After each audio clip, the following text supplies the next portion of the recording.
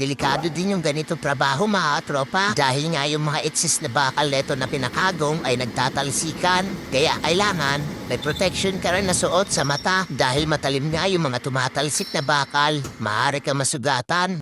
Mapapasana all ka na nga lang talaga. Buti pa nga to si tropa. May overtime dahil ngayong buwan niya ay siya pala nga nakapag-overtime at 3 oras lang. Siya nga pala si Tropan Lapi, isang Cambodian. Sa sobrang hina nga talaga ng company, kahit nga Biyernes wala talaga kaming pasok. Normal lang naman daw to. Yung mahina yung company. Pero sa amin, ewan ko ba kung normal pa rin to. Dahil simula pa nga ng January hanggang ngayong buwan, wala talaga kaming pasok na tuwing Biyernes. Kaya ang nangyayari, binabawas sa yun siya namin. Sayang din tong 3 hours kung aayawan pa. Bali sa isang linggo, 4 na araw lang yung pasok namin. Biyernes, Sabado, Linggo, day off, walang pasok. Bali yung ginagawa niya ngayon ay kailangan lang. Kaya pinag-overtime siya. Kahit nga yung iba naming kasamahan dito ay napapasana uli lang talaga sa kanya. Bali yung ginagawa pala ni Tropa ay nagkakagong. Kinakagong niya itong gawa na Ito yung maikakagong pa lang. Tapos ganito naman yung finish niya. Delikado din yung ganito trabaho mga tropa. Dahil nga yung mga itsis na bakal neto na pinakagong ay nagtatalsikan. Kaya kailangan may protection ka rin na suot sa mata. Dahil matalim nga yung mga tumatalsik na bakal.